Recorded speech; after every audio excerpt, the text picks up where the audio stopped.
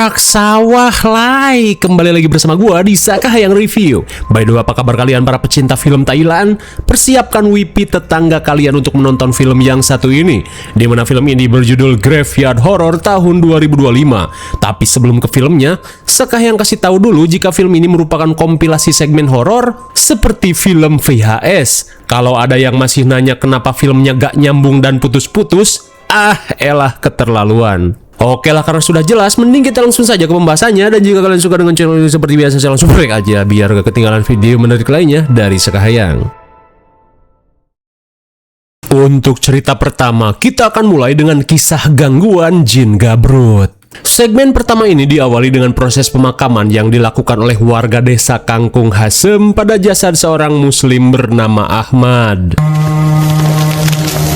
Sallallahu alaihi wasallam. ฟิลิปไปสวนสนุกมาป้าเนี่ยเดินนำหน้าไปเลยนะ Hingga di malam harinya, putra Ahmad yang bernama Musa seakan tidak percaya jika dirinya harus kehilangan sang ayah yang tewas dengan cara yang aneh. Tapi meskipun begitu, Musa berusaha untuk bersabar dan menerima takdir. Singkat cerita, setelah sebelumnya tinggal di luar kota, kini Musa memutuskan untuk tinggal di rumah orang tuanya, sekalian merawat si ibu yang sedang sakit. Sambil membetulkan sekat di dapur, istrinya yang cantik, mulus, dan glowing bernama Mariam meminta suaminya ini untuk mencarikan sekolah baru untuk putrinya yang bernama Selin. Namun di tengah perbincangan, keanehan mulai terjadi dengan paku yang tiba-tiba bergerak dengan sendirinya.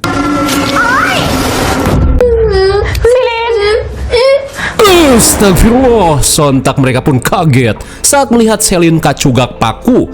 Takut terkena tetanus, Maria meminta Musa untuk lebih berhati-hati saat bekerja dengan benda berbahaya. Di keesokan harinya, Musa yang akan berangkat kerja memberitahu jika hari ini dirinya kebagian jadwal lembur dan mungkin baru bisa pulang besok pagi. Maka dari itu, Musa meminta istrinya ini untuk tetap di rumah sambil menjaga si ibu. มาขอปะหอมนิดนึงลูกแม่ลูก Di siang harinya, Mariam terlihat menyeka ibu mertuanya yang katanya mengidap penyakit sebus.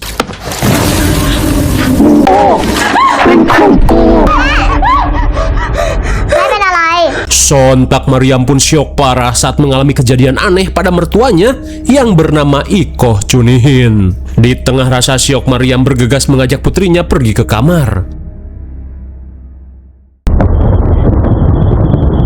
Di malam harinya, Mariam pun heran saat kulit mulusnya tiba-tiba mengalami borok yang bau setelah disentuh oleh mertuanya. Tak lama kemudian, seketika Mariam pun kaget saat mendengar suara gedebruk di pintu depan. Dirasa suaminya pulang lebih cepat, Mariam langsung mengeceknya.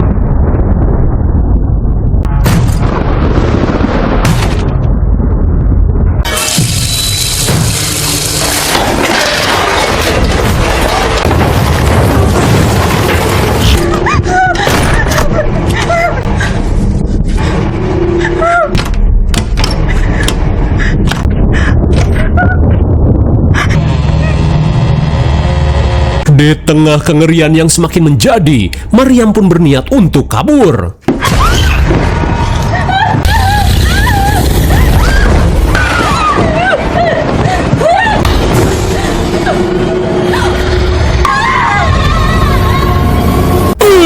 My God, sungguh disayangkan. Rupanya kecantikan Mariam sampai membuat jin gabrut tidak kuasa menahan gejolak cacingnya. Hingga pada akhirnya, Mariam pun harus dijejali cacing jin yang sangat jumbo. Di keesokan harinya, Musa yang baru pulang merasa heran saat melihat istrinya tumben-tumbenan masih molor.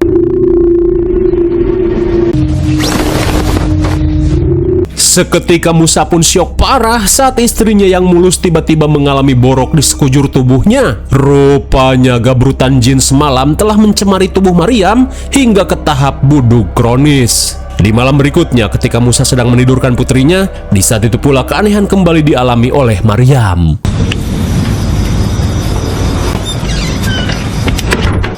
Loh, kok hilang? Seketika Musa pun kaget saat istrinya tiba-tiba hilang entah kemana. Sesaat kemudian, Musa pun bergegas mengejar istrinya yang terlihat keluyuran malam-malam. Mariam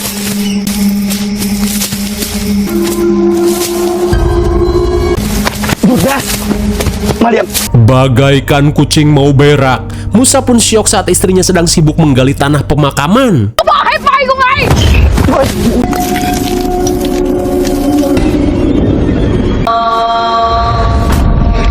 Untung saja berkat suara azan Isya, Maryam pun berhasil ditenangkan. Allahu Akbar. Di keesokan harinya, Musa langsung menemui seorang ustadz untuk menceritakan kejadian aneh yang dialami oleh istrinya. Lantas Pak Ustadz bernama Syarif menduga jika saat ini Maryam sedang diganggu oleh sosok jin. Mendengar hal itu, Musa yang khawatir pada keadaan istrinya meminta Pak Ustadz untuk mengusir jin tersebut. Singkat waktu sesampainya di rumah Musa, Ustadz Syarif merasakan energi gaib yang sangat kuat dari kamar ibunya Musa. Lalu tiba-tiba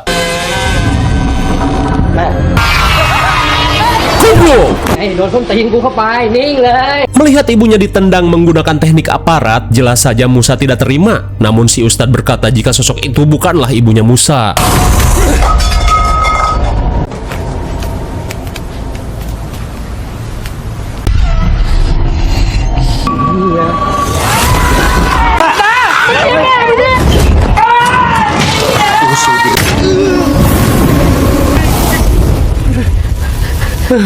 Ternyata selama ini ada sosok jin yang menyamar sebagai ibunya Musa. Sesaat kemudian si RT bernama Petot memberitahu jika sebenarnya ibunya Musa sudah meninggoy setahun lalu saat Musa masih berada di luar kota.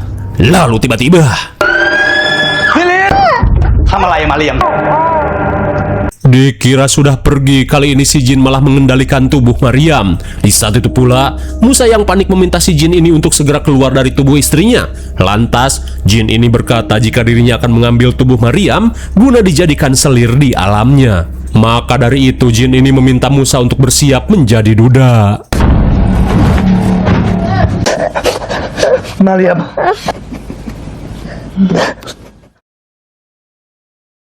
Singkat waktu, Musa langsung melaksanakan sholat hajat untuk meminta petunjuk dari permasalahan yang terjadi. Dan bisa kita lihat, di film Thailand, adegan sholat tidak digangguin setan seperti yang sedang ngetren di Konoha. Setelah sholat, Ustadz Syarif memberitahu jika ada satu cara untuk menyelamatkan istri Musa yang sedang dikuasai jin. Namun ritual ini sangat beresiko, di mana orang yang pergi ke alam jin mungkin saja tidak bisa kembali. Mendengar hal itu, Musa yang ingin menyelamatkan Maryam bertekad untuk melakukannya. Lantas sebelum melakukannya, Musa pun harus melakukan beberapa persiapan terlebih dulu.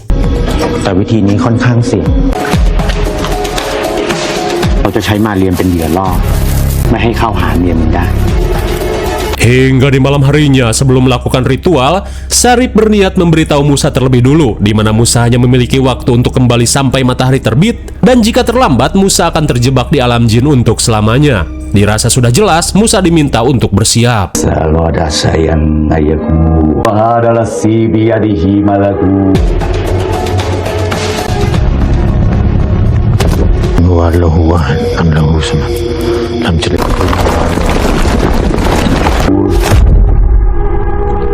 Setelah berpindah ke alam jin, Musa yang tidak ingin kehabisan waktu langsung pergi ke rumahnya.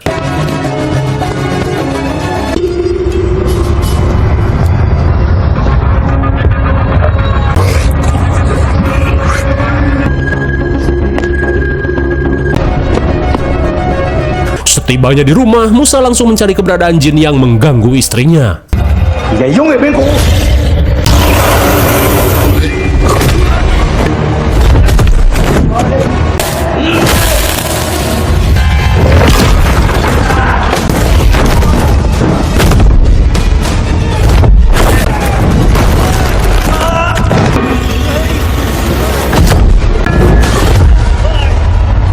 Di tengah sengitnya adu mekanik, seketika Musa panik saat menyadari dirinya kehilangan botol air doa.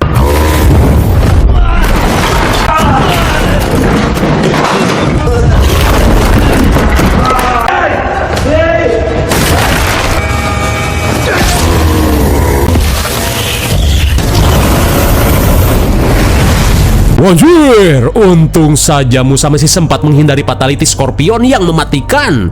Dan kini, ia yang mendapatkan botol air doa langsung melakukan jurus pamungkas.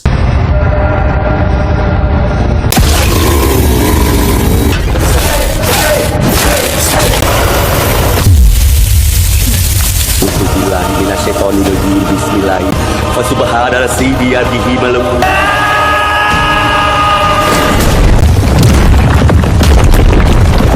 Akhirnya, Musa pun berhasil melenyapkan jin yang berusaha merebut istrinya. Lantas sebelum kehabisan waktu, Musa pun bergegas kembali ke alam manusia.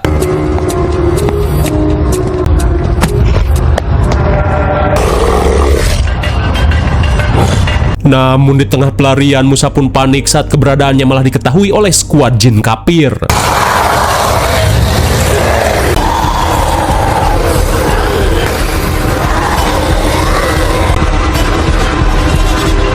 Sementara di alam manusia, Sarip dan Petot mulai khawatir karena sebentar lagi pagi akan menjelang.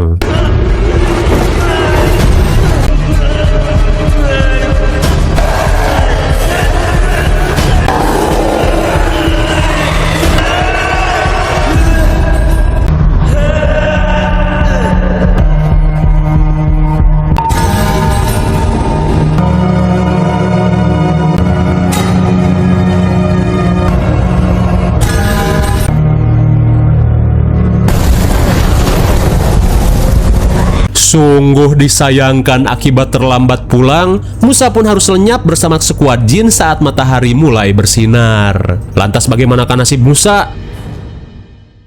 Singkat cerita, beberapa bulan kemudian, setelah terbebas dari cengkraman jin, kini Maryam sudah hidup normal seperti sedia kala. Hingga sesaat kemudian, Maryam yang sedang hamil mendengar suara suaminya yang memanggil.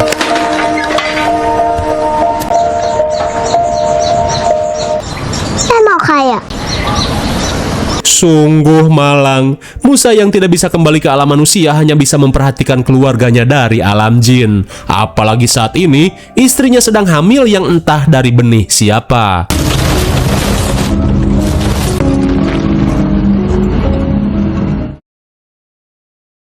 Kemudian kita akan lanjut ke segmen kedua yang berjudul Mukjizat Palsu.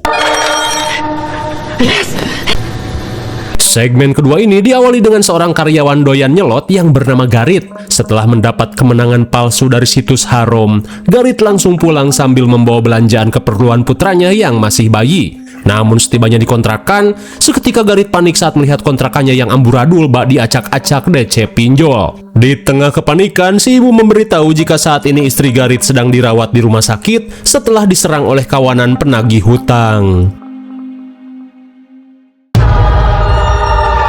Setibanya di rumah sakit, seketika Garit pun lemas saat mendapati istrinya yang bernama Nada sudah meninggoy. Di tengah rasa syok, Garit yang tidak bisa menerima takdir langsung memaki-maki Tuhan, di mana ia merasa ibadah yang ia lakukan selama ini hanyalah sia-sia.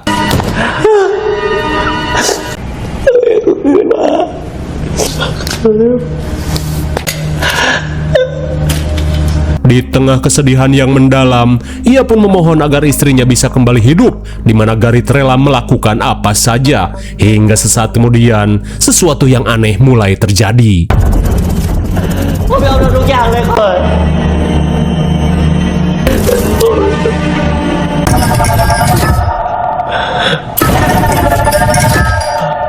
Singkat waktu, ketika upacara pemakaman, Garit yang gelo berkata jika semua hal yang tertulis di kitab adalah omong kosong.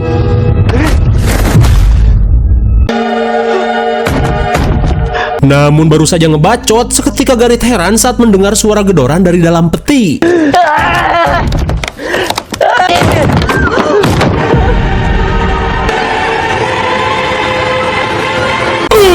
My God, bagaikan sebuah mukjizat, tiba-tiba saja Nada kembali bangkit dari kematian. Singkat waktu setelah dilarikan ke Ojon's Hospital, Garit diberitahu jika menurut hasil pemeriksaan, Nada dinyatakan normal dan tidak menunjukkan gejala apapun. Mendengar hal itu, Garit pun merasa jika hal ini merupakan mukjizat yang diberikan Tuhan. Di malam harinya, Garit yang akan tidur seketika heran saat melihat istrinya yang tiba-tiba bertingkah agresif untuk mengajaknya gabrutan. Namun karena aktornya orang belok, adegan ini pun tidak membuatnya berhasrat, di mana ia lebih memilih untuk molor saja.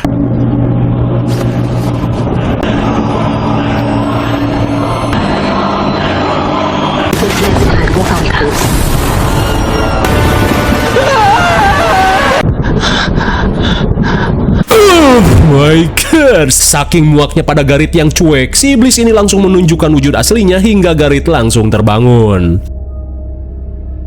Di malam berikutnya, Nada yang ingin gabrutan langsung menitipkan putranya pada si ibu mertua. Mendengar hal itu, si ibu yang ingin memiliki banyak cucu meminta Garit untuk lebih gacor lagi. Namun setibanya di kamar, bukannya beraksi, Garit malah bobo imut dan nyuekin istrinya. Di saat itu pula, Nada yang kesal berkata jika dirinya tidak akan memaksa jika Garit tidak mau.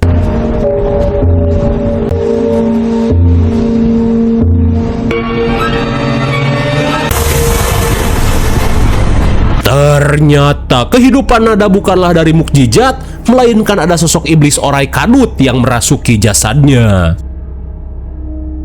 Hingga di pagi buta, bu mertua langsung bangun saat mendengar cucunya menangis. Di saat itu pula, Nada sedang netein bayinya dengan nenen yang penuh dengan belatung.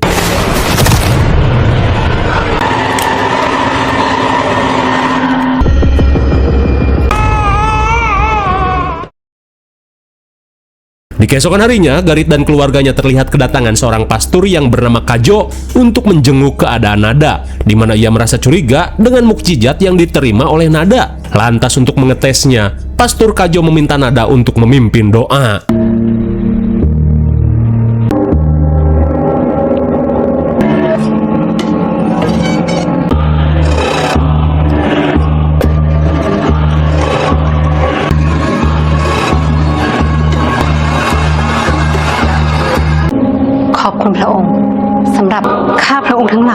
Sontak pastur Kajo pun heran dengan Nada yang mampu membacakan doa. Dirasa hanya kecurigaan semata, si pastur pun merasa lega. Tapi tiba-tiba, amin.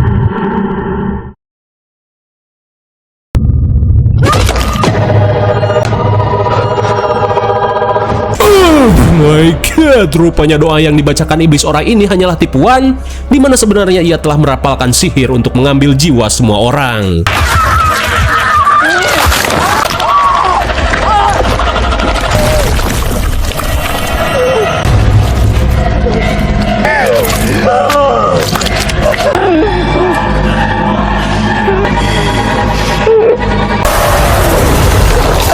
Kira-kira bagaimanakah nasib mereka? Singkat cerita, Garit pun harus menjalani perawatan di rumah sakit. Dan kini, ia pun mulai mengingat semua dosa-dosa yang telah ia lakukan selama ini. Rupanya Garit yang doyan nyelot akhirnya terlilit hutang pinjol dan sering ditagih oleh DC pinjol. Bahkan tak jarang mendapat ancaman dari para penagih. Hingga pada suatu hari, para DC pinjol ini malah melampiaskan kekesalannya pada Nada yang baru saja memiliki anak 6 bulan. Ia pun sampai digabrut paksa secara bergantian hingga akhirnya meninggoy. Setelah mengingat semua dosanya, Garit pun sadar jika penyebab kematian sang istri adalah karena kelakuannya yang doyan nyelot dan terlilit pinjol. Lantas dengan hasutan si iblis, Garit pun diminta untuk mengakhiri hidupnya.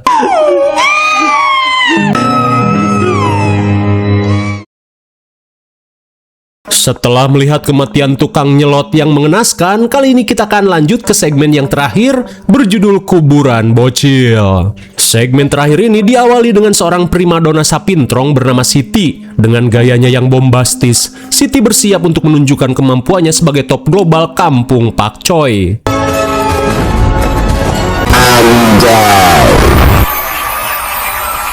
Melihat kelihayan Siti, seorang bocil berambut ayam cemani bernama Memet langsung memujinya. Akan tetapi Siti lebih haus dipuji oleh si Entong. Di tengah asiknya bermain, mereka pun semeringah saat melihat kedatangan Paman Dayat yang memberikan sekantong kerupuk cungur. Lantas Dayat meminta mereka untuk mengajak keponakannya yang bernama Ipeh untuk bermain. Namun mereka diminta untuk bersikap lembut, terlebih Ipeh ini tidak bisa berbicara. Kompilasi cekernya juga sedang cedera akibat kecelakaan motor. Mendengar hal itu, Entong langsung mengajak Ipeh untuk main bareng hingga membuat Siti panas banget.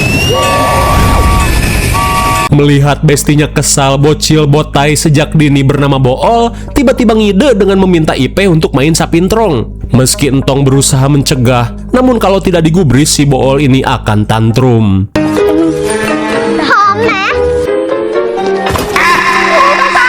Melihat Ipeh terjatuh, Entong langsung mengajak Ipeh untuk main di tempat lain.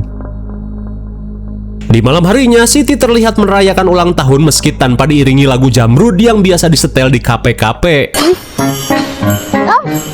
Saya ini sangat luar biasa, antusias serta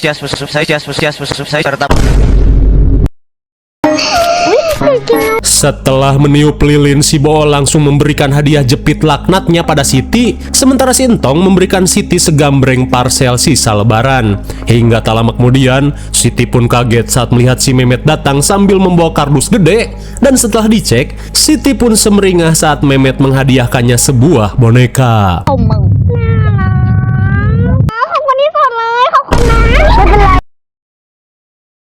Saat malam semakin larut, bukannya disayang, Siti yang rada-rada malah menyiksa boneka ini sampai mengeluarkan bunyi yang aneh.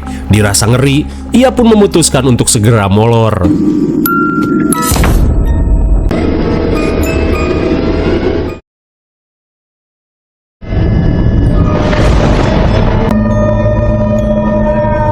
Di tengah malam, Siti yang terbangun seketika heran saat mendengar suara aneh dari arah bonekanya. Dirasa salah dengar, Siti memutuskan untuk kembali molor.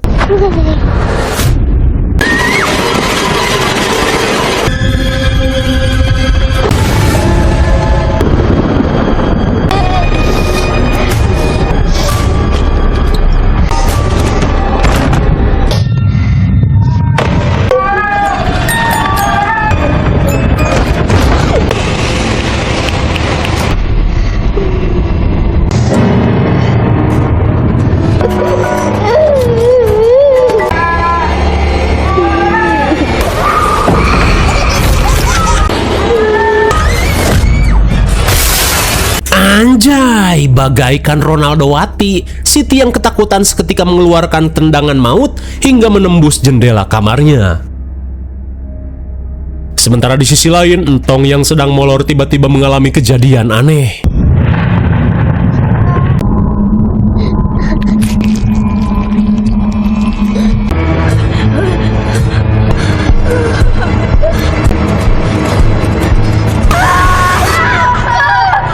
Entah pertanda atau cuman mimpi, Entong pun syok parah saat memimpikan Ipeh yang menjadi jurig.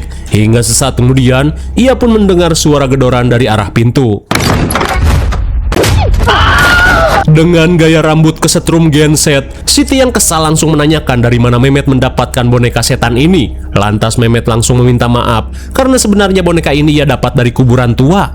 Daeta si goboy, jelas saja Siti pun kesal karena boneka hantu ini menerornya semalaman hingga membuatnya tak bisa tidur. Daripada ribut-ribut, Entong mengajak teman-temannya untuk segera mengembalikan boneka ini ke tempat semula.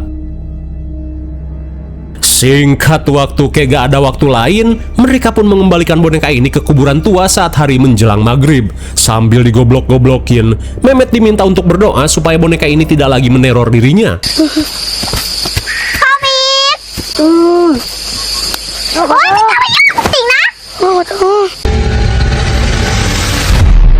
Oh my god, betapa syoknya Siti saat melihat jasad Ipeh tertimbun tumpukan ruyuk dengan kondisi yang mengenaskan. Kira-kira apa yang sebenarnya terjadi pada Ipeh? Beberapa jam kemudian, setelah jasad Ipeh dievakuasi, para warga desa Pakcoy langsung melakukan upacara pemakaman. Saat sedang prasmanan, para bocil ini langsung dihampiri Kang Dayat. Ia pun berterima kasih karena sudah menemukan jasad ponakannya yang hilang sejak 2 hari yang lalu. Hingga setelah Dayat pergi, Entong pun merasa janggal, terlebih kondisi Ipeh seolah merupakan korban pembunuhan. Singkat waktu, setelah mendoakan Ipeh, mereka yang akan tidur seketika heran saat mendengar suara aneh di lantai bawah. Meskipun ngeri, mereka yang penasaran berniat mengeceknya.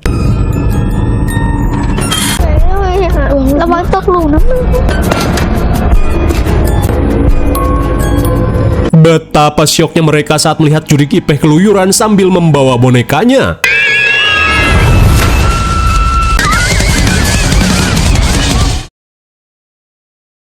Beberapa saat kemudian, mereka pun merasa jika jurik Ipeh sudah pergi. Lantas, mereka pun sepakat untuk segera pergi dari tempat ini. Aduh, gue sedih deh.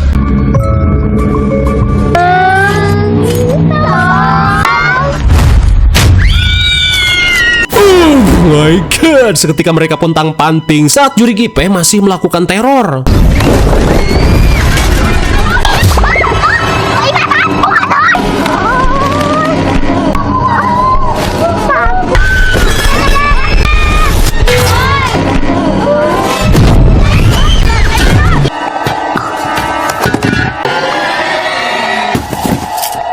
Setelah teman-temannya pingsan, Entong pun heran saat melihat Ipeh memberikan gestur aneh, seolah-olah meminta pertolongan. Di keesokan harinya, Entong pun sadar jika saat ini Ipeh sedang meminta tolong untuk mengungkap kasus kematiannya yang misterius. Lantas sebelum semuanya semakin memburuk, Entong mengajak teman-temannya untuk menyelidiki kematian Ipeh dengan pergi ke TKP.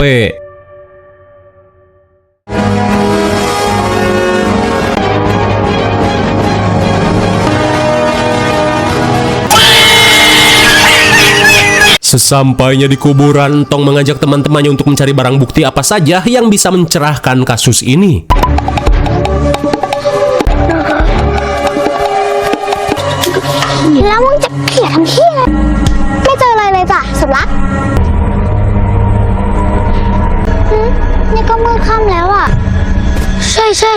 Di malam harinya setelah pencarian tidak membuahkan hasil, Siti pun teringat dengan suara aneh yang ia dengar dari dalam boneka ini.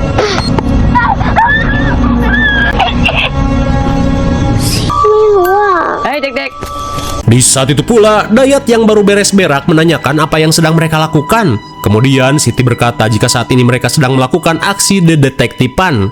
Hingga saat rekaman diputar, seketika mereka pun syok parah saat mendengar suara Kang Dayat yang sedang mengejar-ngejar Ipeh. Sungguh biadab. Ternyata orang yang telah menghabisi Ipeh adalah Dayat. Di mana sejak kedua orang tuanya meninggoy, Ipeh sering mendapat pelecehan dari Dayat. Namun ketika itu, Ipeh yang sudah muak berusaha kabur untuk melaporkan kebejatan pamannya. Tapi naasnya, Ipeh harus tertangkap hingga tewas ditampol dengan palu.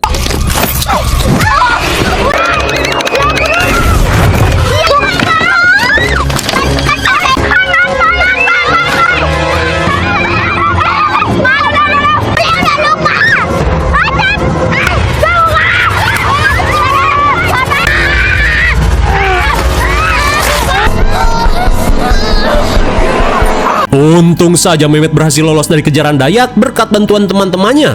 Dan kini arwah Ipeh yang murka langsung membalas kelakuan pamannya yang kejam.